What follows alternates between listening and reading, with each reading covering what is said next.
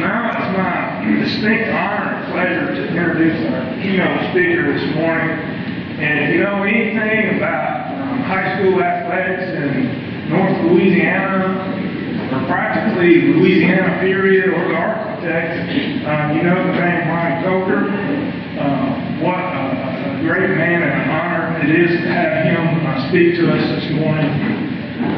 This community has been blessed for many years to have him involved in our local schools and sports and poured into our athletes.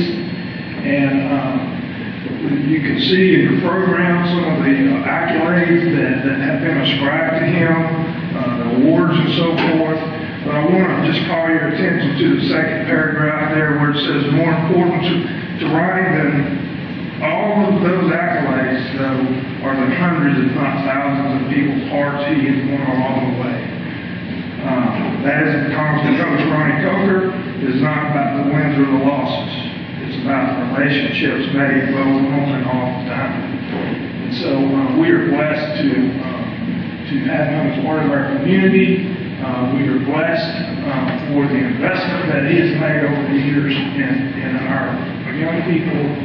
And so I guess the most appropriate thing that I can say to describe Ronnie Coker this morning as he comes up to speak is that Ronnie Coker is a great man of God. And so with that, I give to you Coach Ronnie Coker.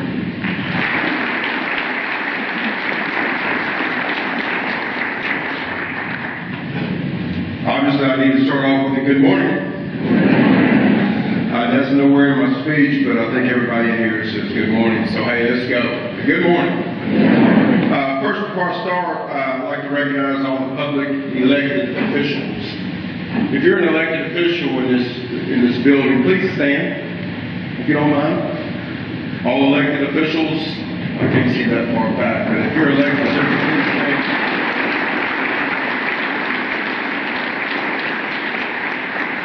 Hey, thank you so much, because it doesn't matter if you're red or you're blue. After all the elections, we're all red, white, and blue. We just have to have that unity that Dominique spoke of. You can't have unity without you. That's a high school deal, but you'll get that later. Sonia asked me, and thank you, Robert. Sonia asked me, to speak. And she goes, hey, you can speak, but you only have 15 minutes.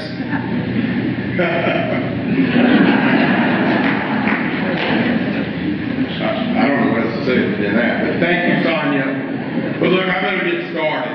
Part of my chemo treatment is I can't eat anything until after 11 o'clock each day. But judged by Markel's and Mayor Chandler's happy place, the breakfast must have been pretty good. President Eisenhower was the first president to attend the National Prayer Breakfast over 70 years ago, and he was quoted as saying, there's a need we all have in these days, and it's times for some help, which comes from outside. That quote can't be more truer today. We need help, period. To me, that is an absolute. That help, of course, that absolute, of course, is for us to be obedient, to have a prayer life, and a relationship with our Heavenly Father.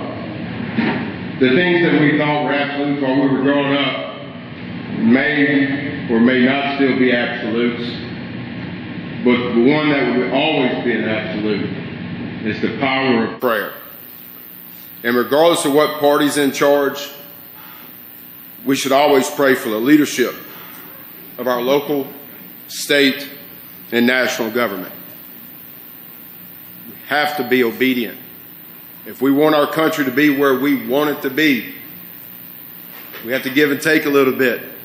But the one thing we have to do is pray to the Almighty Father, because no one wants to let their dad down.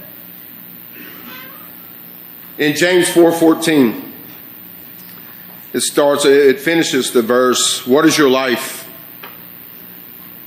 For you are a mist that appears for a little time, and then you vanish. It vanishes.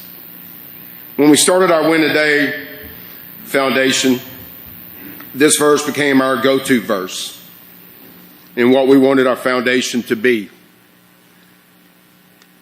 Live each day as if it were your last. Sorry. Live with the excitement that you experienced the day your child was born.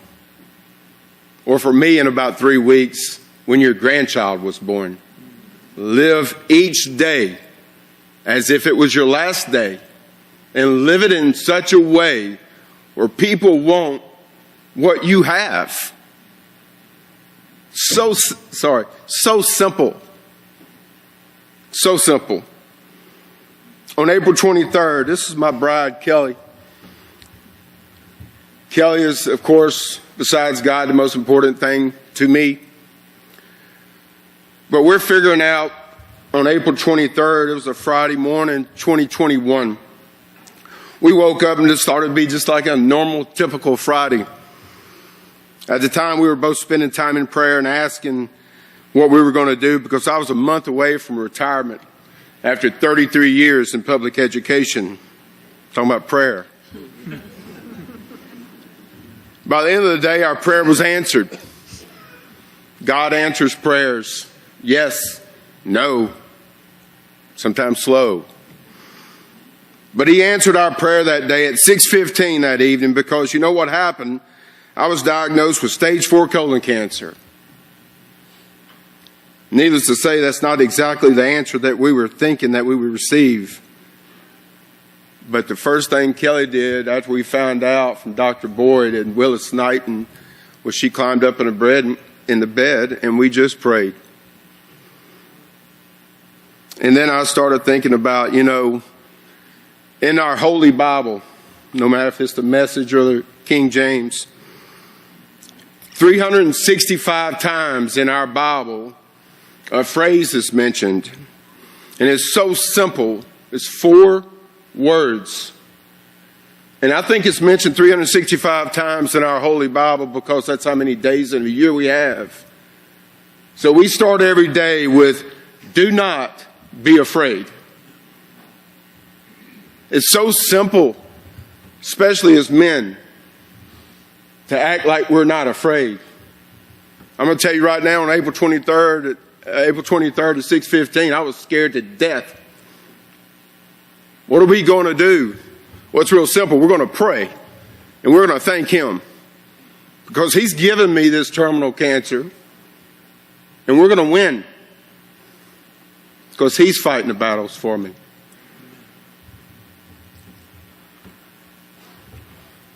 We trust our God. He does not make mistakes. That was on April 23rd, 2021. November 10th, a year ago today, and this one Sonia said, hey, you got to speak. You got to mention November 10th. We're having it on November 10th this year. I said, well, Sonia, you sure it's not November 8th? Because November 8th is on a Tuesday. It's always on a Tuesday. No, we have election day that day. And I said, well, great. Kids are probably out of school doing nothing. Missing the school. I know Walker Wickland's probably missing school now. Wishes he was in first block. Maybe not. But I know this, on November the 10th, a year ago, at about 10:35 a.m., the oncologist at MD Anderson in Houston said that you have 2 years. You have 2 years to live from the date of diagnosis.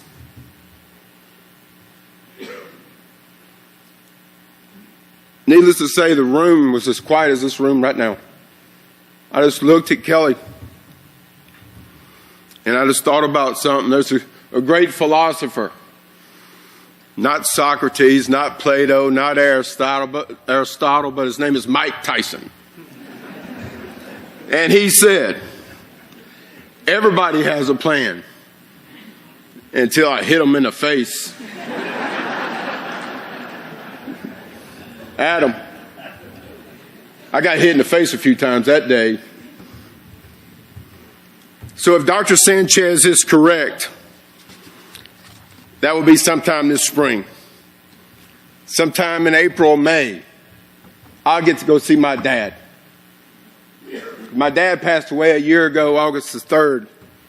I get to go see my mom, who passed away this year, April 17th.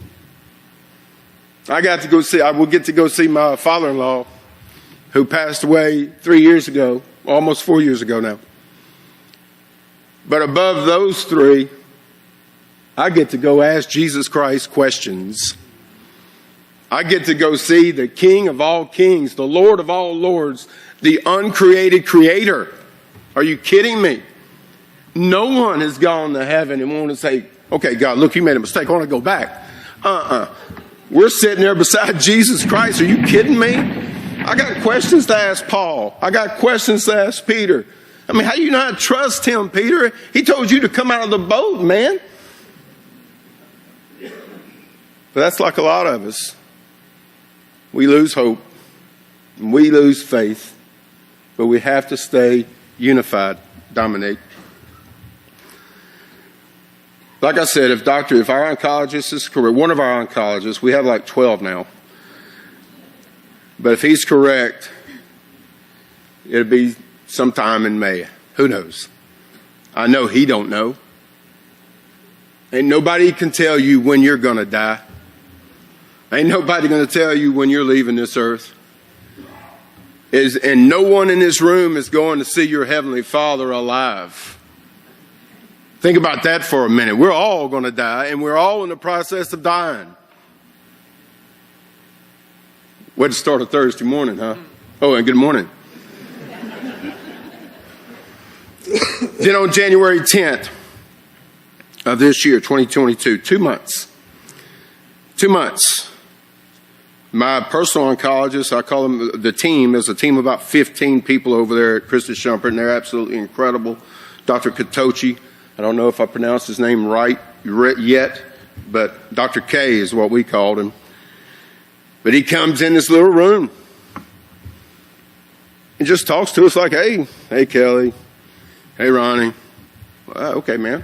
Heard you had some great news. What's the great news? Well, look, I just got back from... No, man, what's the great news? What's the fantastic news? Well, you got cancer in your lungs. I said, yeah, Markel, that was fun. Yeah, Doc, I do. But you don't need any more. Praise God.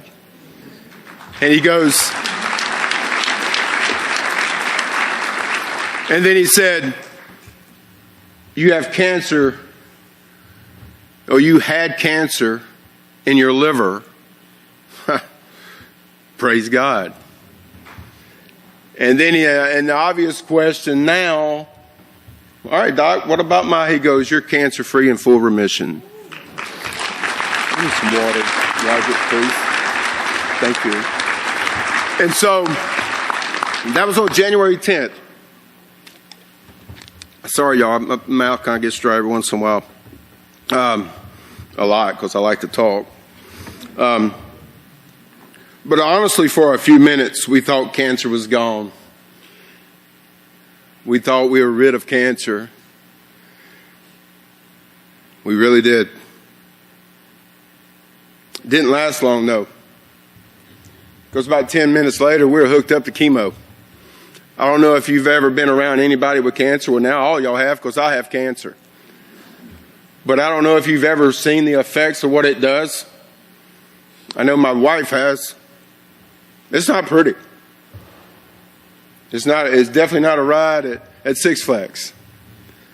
But please don't feel sorry for me, because this is God's plan, and He does not make a mistake. So 10 minutes after we were told that we were cancer-free and it's full remission, we're hooked up to the chemo bag. We're getting Benadryl. We're getting poisons that I can't pronounce. Still can't pronounce them. Probably don't want to pronounce them. I really may not want to know what's going on in my body. But we were getting chemo. Then 4 hours later, we were stopping by Zaxby's to get some chicken on the way home. But I had to ask our physician's assistant. Her name is Lauren Sheffy. Incredible young lady. I had to ask her, I said, look, I don't have cancer. Lauren, you don't have cancer. Lauren, you're not taking chemo. But I am. Why? Pretty simple question, I thought. And she gave me a great answer because I'm from Mendon and I like it, just give it to me transparent. She goes, by taking this chemo and keep doing chemo, it will increase your chances of keeping cancer from coming back. I said, okay, well, the obvious question is, Lauren, how long do I take chemo? And she goes, that's when she told me, Ronnie, the Mr. Coker, hate it when they call me that, but Mr. Coker, you will take chemo the rest of your life. Now, I am being confused with a lot of wisdom, but I do know this. If I'm taking chemo the rest of my life, there's not a cure for the cancer I have. And she goes, that's correct. And I said, well, Lauren, I'll never ring the bell, will I? She goes, no, probably not. I said, not yet. Because again, he's in charge, Lauren, you ain't in charge. Anyway, so we keep doing chemo. May 27th, after the third CT scan, after we were told we was in full remission, the chemo quit working. We found out it quit working. The chemo that we was on, it was hurting me. To be honest, I ain't gonna lie to you. But on May 27th, CT scan came back and I got 4 small spots on my liver. And then Lawrence wanted to let me know, and she goes, well, look, great news, though. There are 4 small spots. They're non-progressive, which that is great news. They are non-progressive, but they're going to sit there in your liver, and they're going to start growing. And they are. They're not growing anymore, and I'll tell you that in a minute. But my body stopped responding to the chemo alone. And those words you don't want to hear. You don't want to, Markel, you don't want to hear, hey, that stuff you're taking to prevent that thing that's going to kill you, it ain't working no more. You don't want to hear that. But it quit working. Thankfully, Dr. Katochi and his staff referred us to MD Anderson in Houston. MD Anderson was so good to Kelly and myself that they went ahead and submitted my case for clinical trial. And we qualified and were immediately approved. Fast forward to about mid-September, because not everybody that's approved or qualified for the clinical trial is approved. We were approved. God is great. So we started about in September. We go in there and do all of these things. But to be approved so quickly is God just showing out. So now we get to go to Houston, Texas for 2 or 3 days every week until after Christmas. And then after Christmas, we get to go down there starting in January once every 2 weeks. And I say get to because we get to. We don't got to. Y'all don't got to go to your jobs. You get to go to your jobs. You don't got to serve our country. You get to serve our country. That resonates with me because that's all the mindset. That's all the mindset. This past Monday, fast forward a little bit, I know Sonia. This past Monday, we had a day full of appointments that ended at 8:40. It started about 9 o'clock, didn't it, baby? 9 o'clock in the morning, it ended around 8:45 that night. Let's just put it, we were busy the whole day. And we finished with our chemo treatment. The chemo treatment takes about 7 hours, 6 hours, 7 hours. It don't matter. It's time. We have plenty of it. But it ended about 8:45. During the day, they added you can't see me real well, maybe. That's a good thing.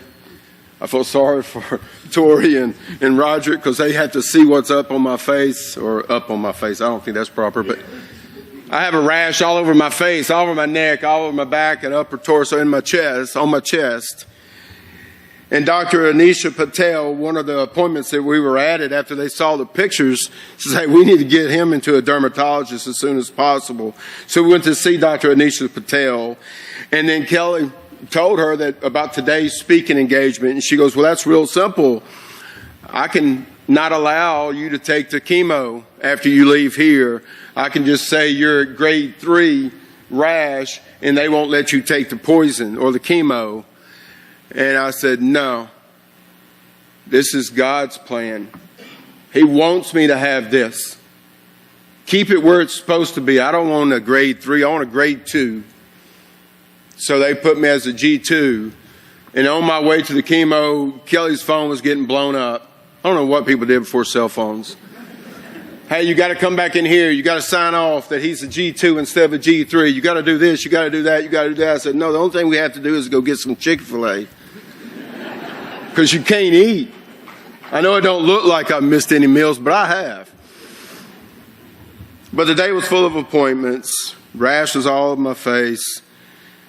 And the side effects of chemo are not going to keep us from living every day like it's our last. And it's a question for you just to, I want to say the word ponder, but people from Mendon don't say the word ponder. But there's a question I want to ask. And Tommy, don't answer it out loud. Oh, Mayor Chandler.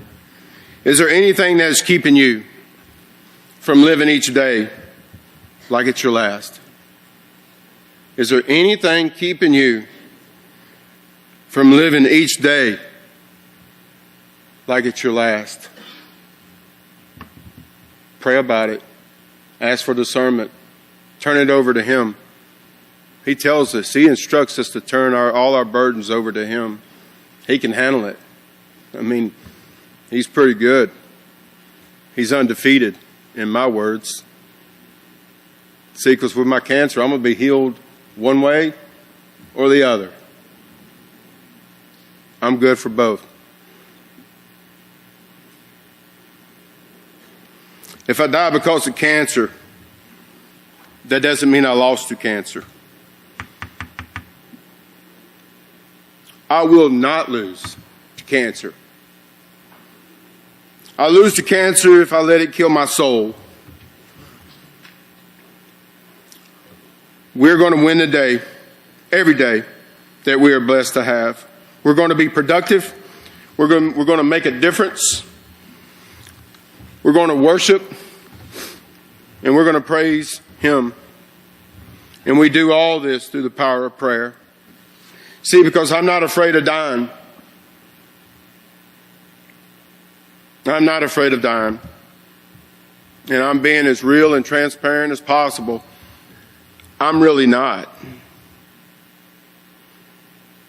What I'm afraid of is not living the way God intends me to live. He intends for me to see the opportunities that only He can provide and to seize the opportunities to show people a sermon. A preacher a long time ago said, hey, look at here. It says in Matthew to go spread the word. And if you have to, talk. Think about that. Show people a sermon. Who are you? Be real. Be real at your jobs. Be the same person at your house as you are at your job, as you are at your church. Now, don't get me wrong. Now, Kelly could come up here and tell you how imperfect I am, but we're all imperfect. Thank you for him. But he intends us to see and to seize and to show people a sermon. I know I'm running out of time. I'm out of time, I'm sure. But I do want to tell y'all about one little particular time about seeing an opportunity, Tori, and seizing that opportunity. I don't know if y'all have ever been to MD Anderson. I can't explain it. I tried to explain it to a men's group the other day that we go have breakfast with. I just watch them eat the greasy egg and cheese omelets. I'll sit there and just look and drool. Because they got to go, all of them have to go to work. And I said, oh, come on, man, let's go to lunch so I can eat. MD Anderson is absolutely huge. It is unbelievable. You can take every hospital in Shreveport-Bossier area, multiply probably by 15 or so or 20, And you're still probably smaller than everything at MD Anderson and all the connecting hospitals. I mean, I counted the other day, it was a building 15 stories high just for parking, and they're building another one right beside it. All right, whatever. I'm going down a rabbit hole. But I do want to tell you about a story. We're sitting there at the Hilton Doubletree, about 2 blocks away from where we get our chemo. This is how God works. You got to see these opportunities, and then you got to seize them. Because all of us have opportunities. Some people call them problems. Some people call them obstacles. I call them opportunities to overcome. Kelly and I are waiting on the shuttle. I don't know if you ever waited on the shuttle, but it takes a while. They're never on time, but that's okay. Part of the plan. She gets a phone. She needs to go answer the phone. Well, I'm sitting there in it's a huge lobby by myself, and that's okay because I like solitude every once in a while. I think that's good for your soul. So Kelly goes answer the phone. And there comes an older couple, and just about everybody around that hotel, around that MD Anderson area, is dealing with some type of cancer. This older couple comes in, and I was going to get up. There's 2 chairs, and I was on the couch because Kelly was on the couch with me. You know, she loves me, of course. At least that's what I keep telling myself. But I said, "Ma'am, hey, can I get up?" And she says, "Oh, no, I'll just stay right here. My husband will sit by you." And she goes, "Look, he's kind of hard of hearing." I said, "No, ma'am, he probably has selective hearing." And she goes, so we just start talking about our stories. And I ask them about their story. And the guy sitting right beside me just left the oncologist's office. And the doc said, "There's nothing we can do for you, man." And the guy was so dadgum positive and encouraging to me. I started feeling bad, Paul, because I wasn't as encouraging and positive as him. He says, "Yeah, my cancer's eating me alive." Anyway, fast forward. This lady comes and sits down. She brings up a chair, so now it's 4 of us. And then there's another couple sitting in a booth. Let's just say, by the looks of things, they weren't Christians, but they practiced another religion, not being judgmental. But so we start talking, and all of us start leaning in. You know how you're in an engaging conversation, and if I'm talking to Dennis Bamberg, "Hey, Dennis, how you doing?" We lean in because we're interested. We're all leaning in. These people are going by us. We probably missed the shuttle, and we're talking about Jesus Christ. And the elderly lady says, "Yeah, we were just talking about Luke 1:37. And of course, the man who's deaf can't hear says, "No, I think it's 1:36. I said, "Well, look, let me look it up. It's 1:37. Because Luke 1:37, anybody know what it says? Nothing is impossible with God. How about that? You talk about opportunities that only He can provide. Those opportunities are everywhere. Last thing I got. I've been coming to these prayer breakfasts for the last 12 years, 13 years. I don't know. I've lost count. Mayor Perkins, who, by the way, is a Captain Shreve graduate. You back there, Coach Sharp? There's Captain Shreve. 2003, if I'm not mistaken. Yes, Mayor Chandler, I know where you're from, too. Mayor Perkins, it may have been his first one to speak as the mayor of Shreveport. I really don't remember. But every time I go listen to people speak, my preachers or my friends or whatever, there's always one or two things I try to grab. He said one thing that resonated with me that day and today. He quoted an African proverb, and it says, if you want to go fast, go alone. If you want to go far, go together. To me, what that tells me is how important relationships are. Besides the king, there's nothing else more important than the relationships you have with God, with your spouse, and with your friends and family. That's huge. We've been going to MD Anderson for 6 straight weeks. We get to do that. I really believe that. I have yet to see a patient at MD Anderson walk through those doors or at the hotel that they didn't have someone walking with them. Use the power of prayer in your daily walk and pray for trusting, everlasting relationships, because we all want to go far. Thank you so much for this humbling honor. Be obedient.